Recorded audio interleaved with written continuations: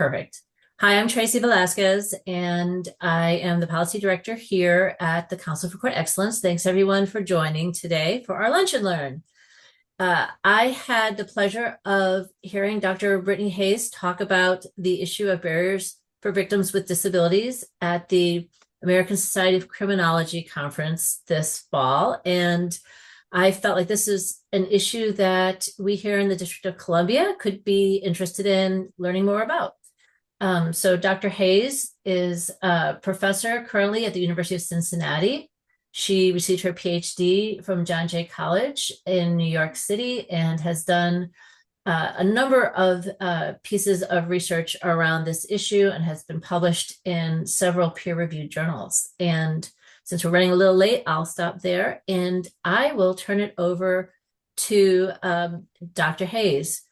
We will be holding questions until the end, and we should have enough time for questions. If you have anything that you want to put in the chat so that that comes up during the general conversation, we will go through those at the end. So thanks so much, and take it away, Dr. Hayes. Awesome. Thank you. Yeah, I just pulled the chat up. So if there's anything that you want to drop in there, please feel free to do so. Thank you for having me. I didn't realize it was ASC, so you're going to get like the full version of this now, which is pretty exciting. And I see some familiar faces in this room. So it's just really awesome and great to be here to share the work that we've been doing. So my name is Brittany Hayes. I am at the University of Cincinnati. You have me today, but I do want to acknowledge all the other incredible folks who are a part of this project. There is Rochelle Powers and Amanda Simmons, both at the University of Cincinnati, as well as Leanne McKinsley at the ARC, so the National Center on Criminal Justice and Disability for the National Organization of Individuals with Intellectual and Developmental Disabilities. We also had an incredible team of students who helped us throughout every portion of this project. I also want to say that we received funding from the Office of Violence Against Women, and so the findings don't necessarily reflect the views of that department. Before I jump to the next slide, the one thing that I want you to remember is that victims with disabilities face substantial challenges when engaging with the criminal justice system, broadly defined. And the only way to truly understand those challenges is to work with the disability community on research. And this matters to you because 1 in 4 individuals have a disability, and they are at much greater risk of victimization.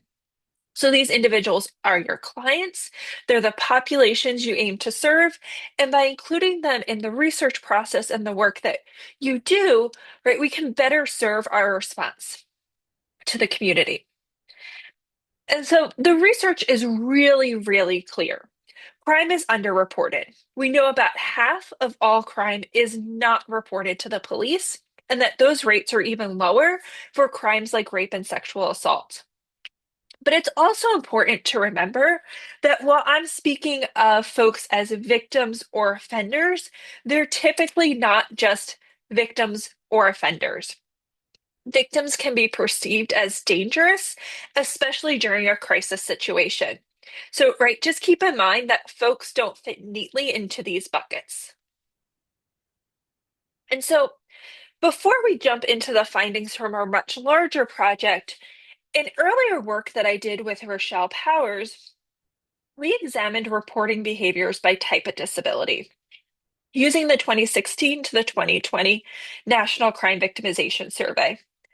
And as the figure shows, individuals with cognitive disabilities were much less likely to report their victimization to the police. And this was compared to folks with other types of disabilities or without a disability. And what this work did is it reaffirmed the need to include disability in conversations around criminal justice. We have to better understand how and why these experiences differ. But I do want to be really clear about how cognitive disabilities is measured in the National Crime Victimization Survey.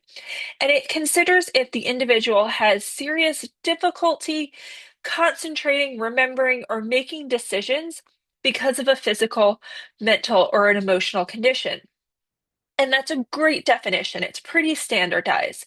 But what it does is it misses how key aspects of an individual's disability, such as using communication supports, can shape that victimization experience.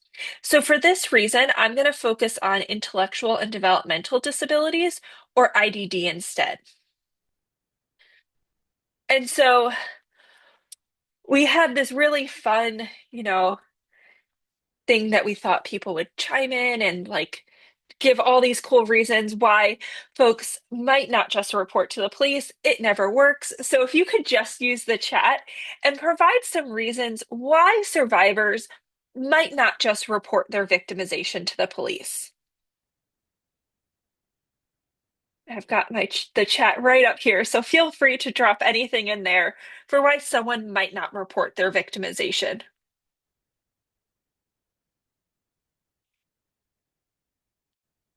Not wanting to deal with the police. Oh, Jennifer, you beat me to the punchline. Communication challenges, lack of trust in the police.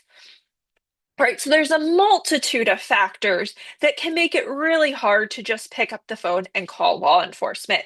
And as Jennifer alluded, in the really large focus of our project, it is those communication challenges. So there's lots of barriers, right? Or the offender prevents it. Thanks, Jenny, for putting that in there. There's two different ways in which we can think about communication. It includes both expressive communication and receptive communication. So expressive communication is that output, right? It's the words that I'm saying right now. I'm using gestures to convey some of the points that I want to make. It's the tone, right? So hopefully I sound happy and excited to be giving this presentation and not cranky and grumpy um, about doing the work. But it also is the words and the language that I have on the slides as well. The other end of communication is receptive communication, and that's the information that you take in. So virtual meetings are fantastic, but I'm receiving no receptive communication from the little boxes on the side of my screen where someone's shaking their head like, yes, I understand. I totally get what you're talking about. We gave this presentation last month for the Ohio councils, and there was one participant, and he was like, yeah, like just so totally engaged that I went up and I thanked him at the end. Yes, thumbs up, thank you. Um, because it lets you know that that information is being processed by folks. Individuals with IDD, though, face challenges in both of these forms of communication when trying to convey that victimization experience. But on the other end, practitioners also face challenges in both avenues of communication when working with individuals with IDD. And so we can think about this in terms of communication supports. So right now I'm using spoken language to communicate, but there's other ways in which we communicate. I mentioned gestures. You can also have a drawing board. So I've got this great piece of paper right in front of me. And if you ask me how I'm feeling, I drew a little, hopefully you can, it's getting all fuzzy. I drew a happy face, right? I'm happy, I'm feeling good. Um, that's one way to communicate as well. We also have communication boards, and I'll zoom in on that in the next slide. And the more fancy technological version would be to have that communication board on an application. And so if I zoom into this communication board, we can see that it covers a lot of really important and wonderful things, right? So if you ask me how I'm feeling, hopefully you can see my cursor right here and it says happy, right? So I could poke at happy and say, I'm feeling really happy to be giving this presentation. But a lot of times too, right, giving a presentation is pretty nerve-wracking. And so I might want to say I'm anxious or nervous. And if we look at this board, that word is not here.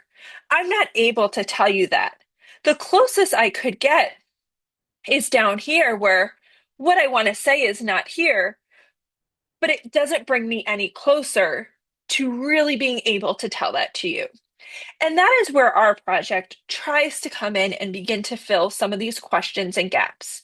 And so our overall goal is to enhance justice for victims with IDD, fostering a society where everyone can tell their truth. And as a project team, we were incredibly mindful about the words we use on this slide. We understand that not everyone uses spoken language to communicate. And so instead of saying voice or speak their truth, we use tell to convey that people can tell their stories in lots of different ways. So we had three big parts to our project. The first is a systematic review of published research. I'm an academic by trade. I like my job. I want to keep my job. So we compiled all the work that's been done in this area before. Second, we conducted a policy analysis of both victim service agency websites and law enforcement agency websites across 4 states.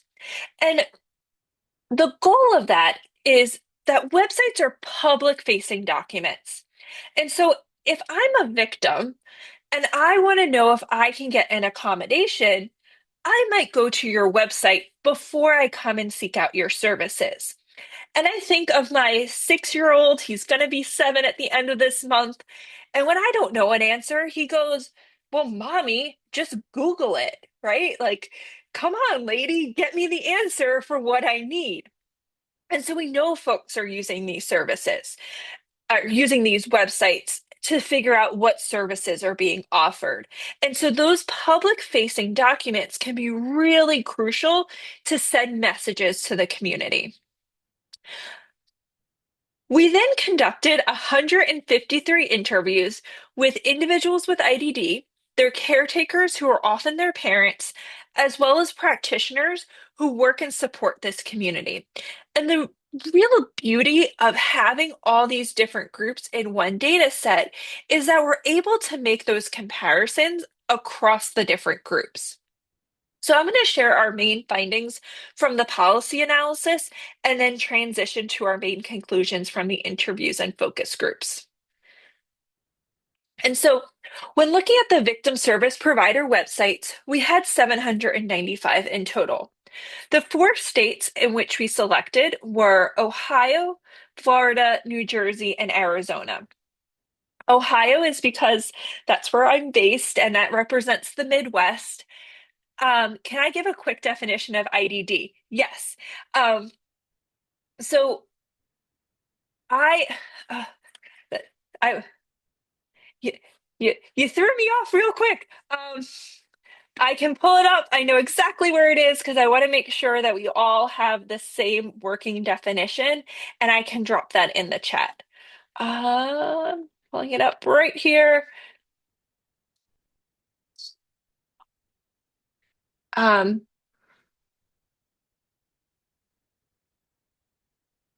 I'm going to put it right here so everyone can have that, but it really focuses on disabilities that are characterized by those limitations in intellectual functioning, communication, or adaptive behaviors. And so this way you also have the link to where we pull that definition from. And oftentimes this is going to be characterized by challenges with communication. Thank you for asking that question. I'm going to make that note down here for myself. So back to our states. So Florida represented the southern region of the United States. And at the time we received the grant, Rochelle was based in Florida. So we were capturing our two home locales. Arizona had worked really closely with the ARC to develop sexual violence programming. And so they were sort of at the forefront. And we thought that if we were going to see something, we would see it in Arizona. And then finally, for New Jersey, my team says I'm not allowed to give the reason that New Jersey is the best state. I am from New Jersey. I believe it to be the motherland of all of US, but it's also been at the forefront for a lot of IDD policy. So New Jersey and Arizona really work together that if we were going to see something, we thought we would see it in these 2 states. And so we pulled all victim service agency websites for these 4 states. So it's the population of agencies. And all we did was a simple control find for the word disability, if it was mentioned in any way, shape, or form on these websites. We then looked to see if the website had any accessibility features, whether that was for vision or for individuals with IDD. And then we looked at the readability of the website. To do this, we pulled the About Me section. Most agencies had a little bit of information about who they were and what their mission was, and we put it into Word to see what level of education one would need to understand the About Me section of these websites. And so when we look at the prevalence across states, we see that there's some variability, right? We looked for disability, we also looked for autism because it is the IDD that receives the most attention. Um, Florida had a very high percentage of websites that mention disability. When we peeled this back, though, for our law enforcement analysis, oftentimes this was related to non-discrimination related to disability. And so the next step is trying to understand in what context this is being discussed. We see much lower percentages in the other states, and it was quite rare for these agencies to mention autism. When they did, the really cool thing was that they tended to discuss it for more specialized services. So if I was a mom trying to leave an abusive relationship and I had an autistic child, they might offer a speech language pathologist or a behavior analyst, which would be really important information for me. When we looked at the accessibility for these websites, I want to draw your attention to the y-axis over here and that it caps out at 25%. So what this tells us right off the bat is that at most, only 1 in 4 of these agencies have any accessibility across these 4 states. When we look at the type of accessibility that was included on these websites, it was most often vision accessibility, and very rarely was it for a cognitive disability. So overall, these websites lacked supports for individuals with IDD. We then were able to go to our interviews with service providers and community members to see how we could fix these websites. And so a victim service provider noted, you can make the font bigger. And that would be helpful for all of us, right? I don't know how many of you are wearing glasses, but these are my reading glasses. When the font is bigger, it helps me as well. You can have audio. I love a good voice to text. You can change the color. You can make it monotone. But the community member says it best, and it's the real heart of what we try to drive home in this project. We need plain language because when we looked at the readability of those About Me sections, on average, you needed between 14 to 15 years of education, which is a college level, right? You need some college to understand the agency's About Me section. So it's really clear that there's a disconnect between these 2 points. I now want to turn to the findings from our interviews. And so first, we want to unpack the challenges to reporting. And many of these are familiar. Some of you mentioned this in the chat, right? The breakdown can begin with a lack of understanding. If I don't know what victimization is, it's going to be really hard for me to report that. From there, even if I understand what is happening is not right, I might be isolated, either physically or emotionally, because of my dependence on that perpetrator. That then leads to these questions of access. Can I get to a phone? Can I physically get to the building to make that report? If I do, great, I've now passed all these barriers. I might be communicating through my behavior. right, through that dysregulation. So if I'm not presenting as the ideal victim, I'm not going to be perceived as credible by those taking my report. We then add in that lack of trust within institutions, and that culminates once again into those concerns around credibility. What we've really focused on in our work, though, are the communication challenges. And I'm going to walk through each of these with specific quotes, starting with general communication, vocabulary, cognition, individuals who are non-speaking, and then AAC users, or that computer device that can use that communication board. And so I'm going to warn you when I pop over to the next slide, these are not accessible. We are aware of that. But especially in the virtual format, I believe it's really important that we see these different groups next to each other so that we can make those comparisons to see where the similarities are and then where those differences are across the groups that are going to identify those breakdowns. And so what we see is that survivors want they want to communicate. Trauma can make it really hard to find those words, right? I'm nervous giving this presentation and I just tripped over my words. I've tripped over them a few times throughout this presentation. So we know that this is happening and this is a pretty low stakes scenario, I hope.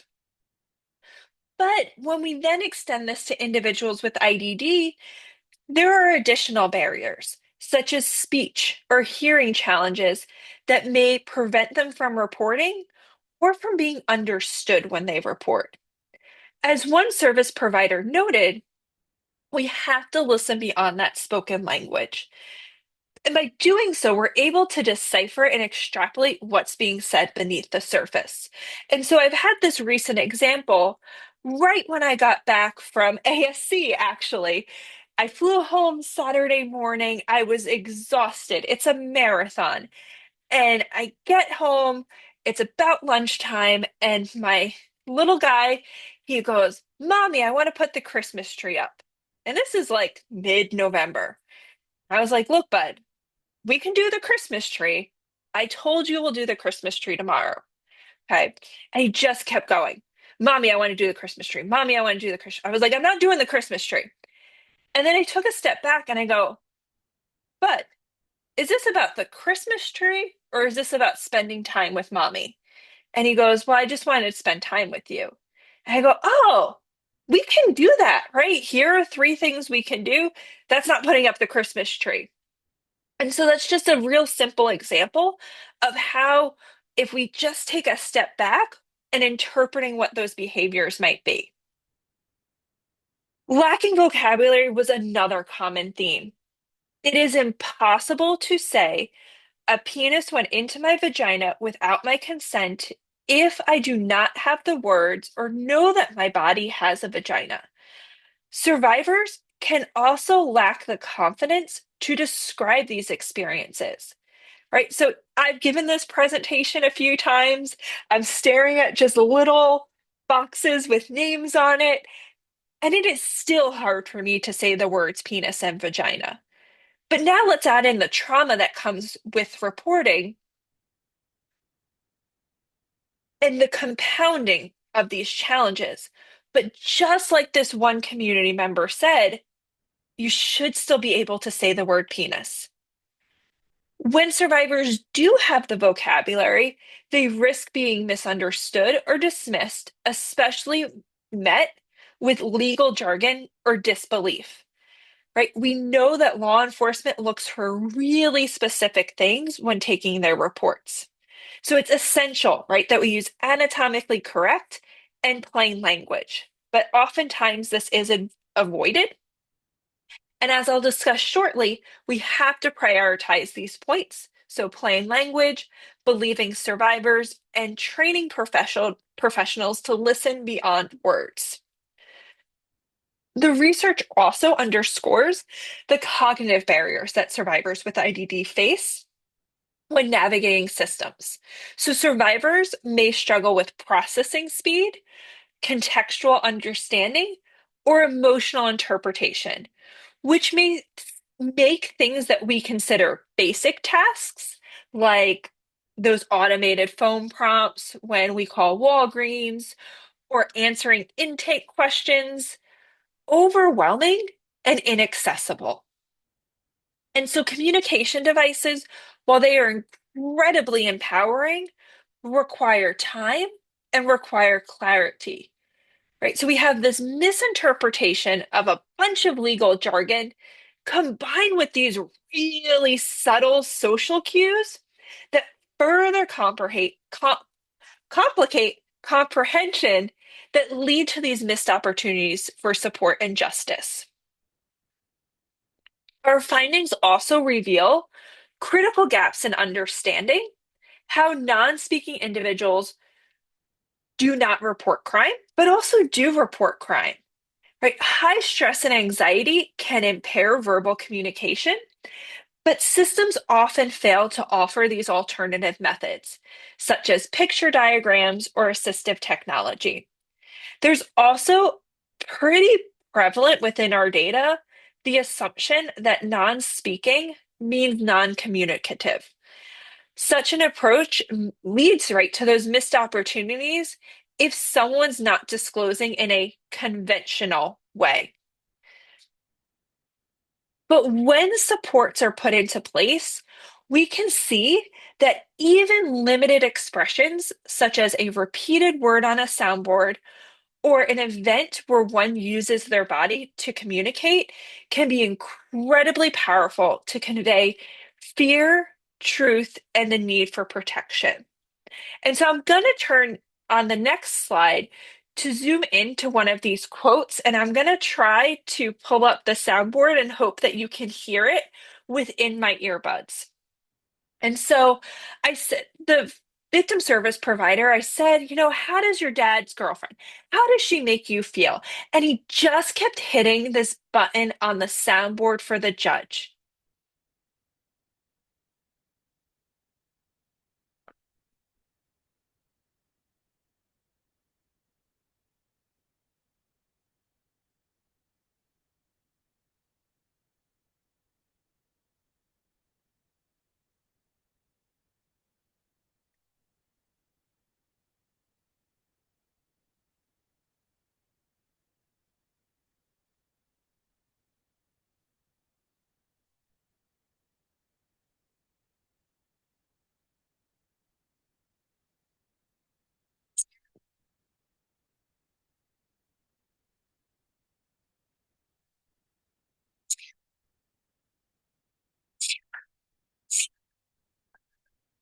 Hopefully, you all were able to hear that, but partially too, the time it took for me to pull that up.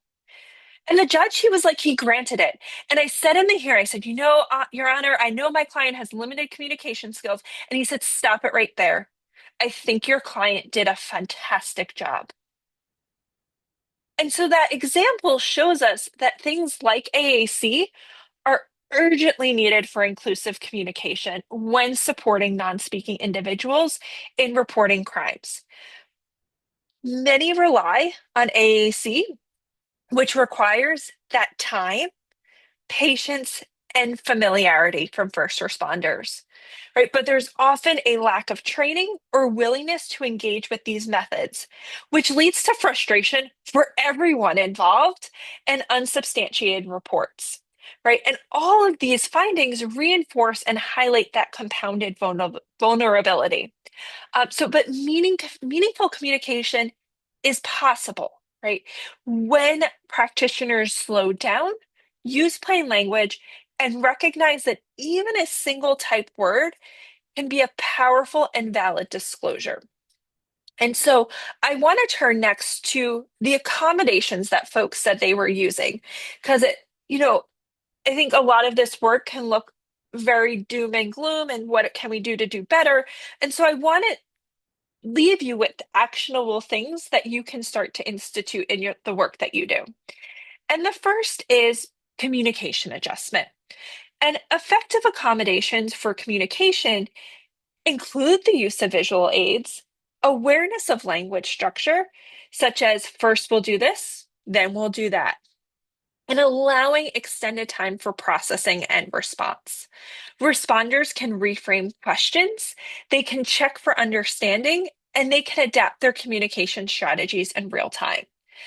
Right? But we know systems are overworked and overburdened, and there can be that lack of flexibility to institute these accommodations. Uh, but right, it reinforces that need for individualized, responsive communication practices that prioritize comprehension and speed, comprehension over speed. The next is focused on plain language. Survivors, regardless of if they have an IDD or not, often struggle to understand legal jargon, which can hinder that ability to report crimes. Uh, Service providers who use first then and reworded questions help to reduce that confusion and anxiety. Tools such as easy to read pamphlets and picture based materials offer different points of entry for understanding. But these accommodations are not consistently implemented across systems. And, when we think of those easy to read pamphlets, I am able to go onto Disney and access a social story for my Disney cruise. When I presented out in California, I was able to walk through the lobby of the hotel and see where to turn and get ready for my presentation. We do not have the same resources for the criminal justice system. Our findings also highlighted the critical need for time and space. Practitioners who offer extra time, simplify their environments, and build trust can dramatically shift outcomes. Ways to build trust include offering familiar items or connecting about a special interest like the Titanic or Pokemon. And it really, instead of just jumping in and asking, like, what terrible thing happened to you, it begins to develop that connection. So it depends on this flexibility to pause, adapt, and meet people where they're at. And again, this community member says it so well in plain language. That's a good accommodation. Time. Our research also underscores the need to be adaptive and flexible. A one-size-fits-all approach to communication um, isn't going to work because needs are going to vary not only across individuals, but also even within the same person, depending on context, stress, and trauma response. And for this, I always use an example of when I fly. And as I was getting ready for today, I was thinking I took a flight 2 weeks ago, and in Ohio, we had some snow that day. And my husband was out of town. And so you could imagine my delight when I woke up and the dog had been sick. I had about 5 inches of just wet snow, not like the light, fluffy snow, the wet snow that I had to shovel. And then school was canceled. So it was just, that really perfect morning. And I hate flying. And I had to go to the airport that afternoon.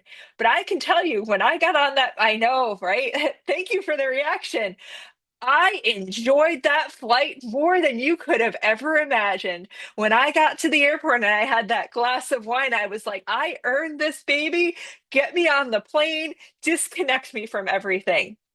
That was a really different scenario than next week when I'm going to fly with my whole family and my son, who also hates flying, for the holidays. I don't think I'm going to be as relaxed or enjoy that experience much the same way. But at the end of the day, I am doing exactly the same thing. I'm getting on a plane, it is taking off, and it is landing. But it really is dependent on those broader contexts, and that's within one person. Effective support requires that flexibility, and that could mean offering written materials, it could mean allowing extra time, it could mean simplifying language, or creating safe spaces for disclosure. right? Survivors have to feel empowered to share in ways that are comfortable and accessible to them. And so I want to provide the next example for a survivor who felt incredibly supported and the positive outcome that can result from that. And so this victim service provider, he had inherited a lot of kids with autism or young adults. And he had one that after a year, this person was in therapy because they'd been going to the ER all the time. And he took them in, and all they did was play Legos. And I don't know how many of you have had the torture of playing Legos recently, but I hate everything about Legos. I hate the small pieces, I hate the instructions. This sounds like absolute torture to me. But they built Legos together for these 50-minute sessions. And at the end of the year, he said, all I'm doing is building Legos for an hour a day. I kind of enjoy it, so he's not like me at all, but I'm not really sure that I'm doing anything good. And the mother said he hasn't been to the ER in 9 months. And so this example shows us that power of building those relationships, and those can dramatically shape trajectories for individuals. And so, we can think about this. I've talked about it a lot in terms of violent victimization, but let's say your bike was stolen, right? How would you use that communication board? How would you type in your phone to report that crime? What's going to make that hard? Do you know what time your bike was stolen? Do you know what type of bike it was? Do you know where it was last? If you had used it, did you have a chain for it? Right? All of these, what we might consider super subtle things that can be really crucial for getting that report processed to then show up at law enforcement and they go, well, it's just a bike. Come on, get over it. And so, what we want you to think is, what can we do, right? And so, within our approach to this work, the motto for the disability community is nothing about us without us. And that's super plain language. And I want to discuss how we've made our research more accessible and the lessons we've learned throughout that process. And so lived experience is expertise. Research is stronger and better when we include the populations who are most affected by the problems. And so for our work, we paid individuals with IDD the max consultant rate, and that would be 81.25 an hour for when they were consultants on the project. And when we initially wrote the grant, our grants person comes back to me and they go, well, 81.25, gosh, that's really high. Are you sure? And I said, you wouldn't be asking the question if it was me. Put it in and let someone else come back and tell me no. And, I have tenure, I am in a position of power, but those are really important points to make sure that folks are being paid equitably for the work that they're doing. There's also some really great guidelines on how to do this in practice, and they focus on transparency, right? So we've made really clear if you want us to come and present, we are always happy to. There is a team of us. Most often, one of us can be there because we want to make sure those findings reach the community. But it makes me think of this research project I did when I was an undergrad. And I went in and they were like, if you work really hard, you'll get a summer job out of this. And I was like, yes. Okay. So I'm like working really hard, 45 minutes passes, and I get to the end and they go, oh, there was no summer job. We just wanted to see how hard you would work and if it would motivate you. And this is like 20 years ago now, and I'm still pretty pissed off about this. We didn't want that for our participants. So we were clear, we shared our materials in advance, and we do that on the back end as well. The second is effective communication, which I'll turn to in just a second. And then finally, flexibility.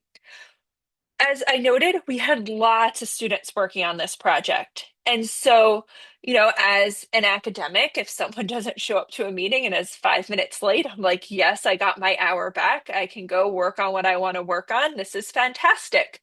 But when working with the disability community, folks have appointments that run long. They might not know how to sign into Zoom. Um, and so we had to be really flexible. And so we would bookmark probably 4 hours for many interviews where individuals had to be available in case that person was running late or needed extra time. And then finally, that effective communication. And I want to highlight how we included plain language in our work by showing our flyers. And so our flyer on the left was our original flyer. And so we took all the language from all of the grants and all of the things that everyone told us we had to do, and we put it on there. Then we looked at it and we're like, okay, victims with intellectual and developmental disabilities, IDD, who have experienced domestic or sexual violence. And then the next one is disability community, individuals with IDD. Or like, so we really just want individuals with IDD, right? Like, why do we have this first one? Are we going to ask someone to tell us their victimization experience? So we're like, no. So we took this and we can complain about AI all that we want, but it can give you a good first go on plain language. So we put it into AI and we said, put this in plain language at a fifth grade reading level. Okay. And unlike my students, when they submit assignments, we didn't stop there. We then shared it with community members who we paid as consultants to help us further refine the language within the flyer. I do want to note, though, that the flyer is still inaccessible. I work for the University of Cincinnati, whose colors are red and black, and it has to be marketed that way. The ARC's colors are orange, and thankfully Rochelle left University of South Florida because their colors were green, and this would have looked like a terrible Christmas tree. So recognizing we can still do this within the confines of those requirements. We also provided visual schedules and social stories. And what these do is they clarify expectations, they allow control over one's environment, and they allow an individual to have independence and autonomy, right? So I make these all the time for my little guy. My family, my whole family is getting a social story next week for our trip. You can use PowerPoint to make them, right? And embed what's going to happen. And so again, we have our original version and we have our revised version. And what was super handy about this is if you look at our interview guide, it is basically these four areas.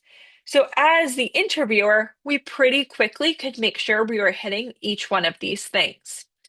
When we shared this with community members, they called out our little bald man over here and that he wasn't incredibly diverse or inclusive. And we said, yep, you're absolutely right. But if we think back to those communication supports from the beginning, this little bald man is in a lot of AAC devices. And so we are trying to be consistent, right? So those are choices that one has to make when working through these. And then for dissemination, no one's reading my 30-page paper, right? I write them, I write reports, that's what I have to do, but that's not accessible. They're often behind paywalls. And so what we've done is we've created infographics and one-pagers in conjunction with individuals with IDD so that it is co-created with the community and meeting their needs. So this is the QR code for our project website, but this is an example of what an infographic looks like for our team. And what I can do with that is I can go to my local library and thumbtack it up. And if you really wanted the paper, you would be able to access it from the information at the bottom.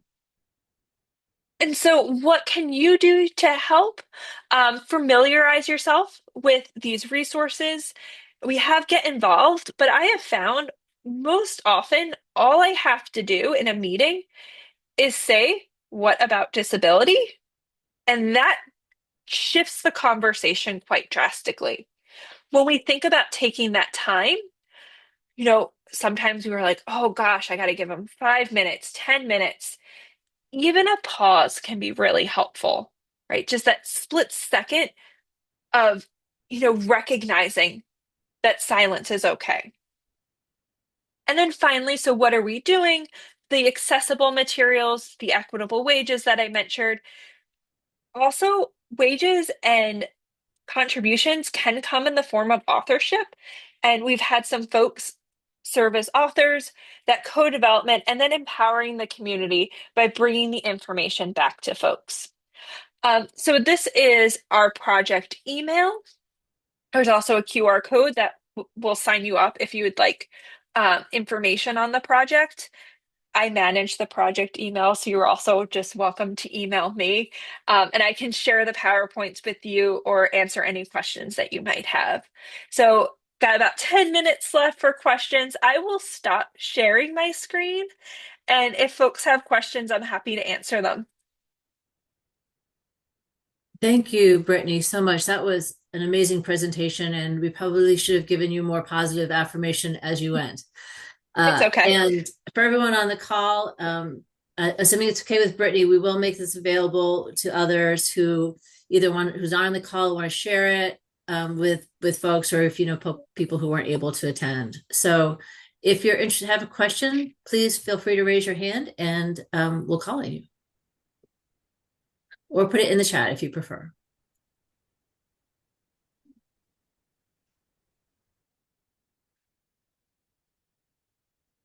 Thank you, Jenny.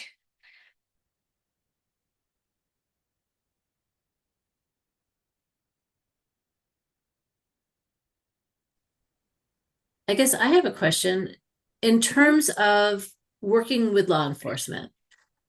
How have you found, what strategies have you found to engage with them productively? Because oftentimes they do, they feel understaffed and, not enough hours in a day for training. So where have you seen opportunities to engage in those conversations?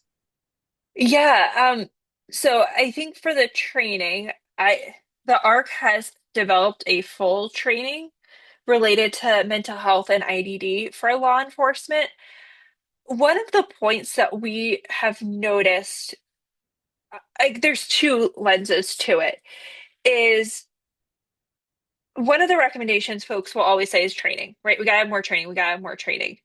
If I was to pull up the law enforcement findings for policies and information on websites about disability, the numbers are exponentially worse than what they are for victim service providers. And so, like, our first recommendation is like, you can't train if you don't have a policy. Um, so perhaps developing a policy would be a pretty crucial first step. And then the second part is we had 27 law enforcement professionals in our data. Almost half know someone with or have a loved one with an IDD. There are folks within agencies that are not being leveraged. Almost all of the trainers that we spoke with had a loved one with an IDD, and that's why they engaged in the training. And so there's just something there about that exposure that is being completely overlooked rather than let's put someone in a classroom for 40 hours of training.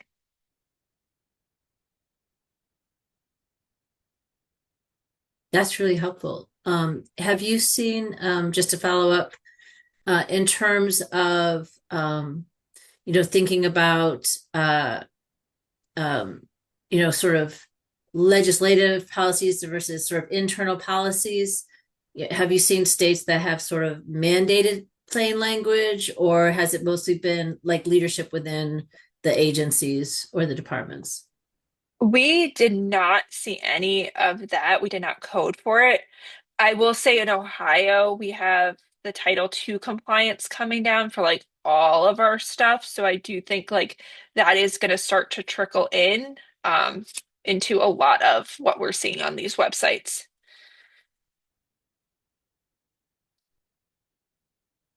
And I love when Rochelle gives the presentation, she will also say, like, this is on folks for you, like your agency. If you use a web designer, like calling them out on it, saying, are we checking for this stuff? Are we paying attention for these things? I'm in a little parent community group, and I somehow got tasked with like the mission statement.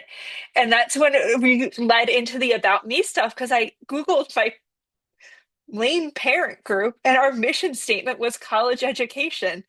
Like, we're just here to like take our kids to the playground and hang out sometimes. So, I think in just those little ways that we can think about it. And yes, let me get that pulled up. I can drop that in there.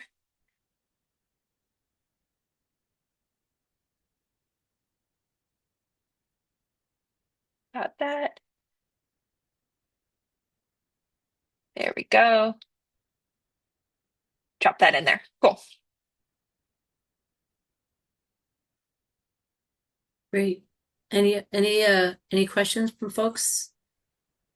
Oh, and I'll drop my email in the chat too if you want to follow up um, in that way as well. We've got the presentation we're happy to share and the other materials as well that we've been putting together. Great. Courtney, do you have a question? I see you came off mute. Hi. Yeah, it's not really a question. I just wanted to share that I work with primarily victims of scams and fraud, and a challenge that I've been encountering is situations where I've got a client who's a victim of a scam and they are intellectually disabled, but the scammer um, got them to engage in unlawful activity, such that there's this just added level of complexity about do we go to law enforcement, do we not, and just I just wanted to note that and see if you have a I, response. I wish Cooper was here because that is the next thing that we're working on is we have a code in the data for financial exploitation. And it relates back to that comment of we think of folks as victims. There's so much overlap that, one of the things I've been really interested in is we know the victimization rate is higher, we know the offending rate is higher, but that intersection of folks who are both of those things or who are being coerced into offending doesn't exist. And so I think that is, as someone who studies victimization more generally, how we get people to understand that it's not just someone who's a victim. Lives are inherently complex. So I'm glad follow up with us because he emailed me this morning. He's going through those codes and he's super excited. So we're hoping in early in the new year we'll have some more of that information. Thank you. Yeah, that's really Yeah, exciting.